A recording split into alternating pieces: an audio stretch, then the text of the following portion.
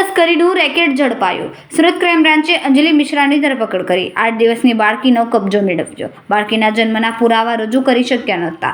બાળકીની મહારાષ્ટ્રના ઔરંગાબાદથી ચોરી કરી, જે બાળકીને વેચવાના ફિરાકમાં હતા, જે પહેલા ક્રાઇમ બ્રાન્ચે ઝડપી પાડી. કુલ 2 મહિલાની ધરપકડ કરાઈ.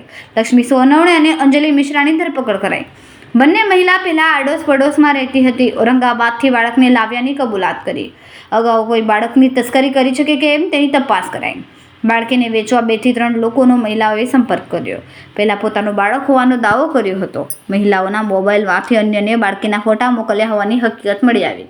ઊંડાણપૂર્વકની પૂછપરછમાં બાળ તસ્કરી કરી હોવાની કબૂલાત કરી. બાળકીને હાલ CWC સેન્ટરમાં ખસેડવામાં આવી. ક્રાઇમ બ્રાન્ચમાં એક ઇન્ફોર્મેશન મળી હતી કે એક 6 થી 8 દિવસના બાળકને વેચવા માટે પ્રયત્ન થઈ રહ્યો છે. આ બાતમી આધારે ક્રાઇમ બ્રાન્ચમાં વેરીફાઈ કરી ક્રાઇમ બ્રાન્ચના ઇન્સ્પેક્ટર જાડેજા, PSI પઢિયાર અને એમની ટીમ દ્વારા એક જગ્યાએથી રેડ કરવામાં આવી, જ્યાં અંજલિબેન મિશ્રા, જે મૂળ રાયબરેલી જિલ્લાના છે અને ચોક બજાર વિસ્તારમાં સુરતમાં રહે છે, એમના ઘરેથી એક 8 દિવસનું બાળક મળી આવ્યું. શરૂઆતમાં એમને આ બાળક પોતાનું હોવાનું કીધું, પણ એમના પોતાના 22 વર્ષ અને 16 વર્ષના બાળક હતા, એટલે એક ક્લિયર નહોતું થઈ શકતું અને એના જન્મના કોઈ પુરાવા ના આપી શકતા.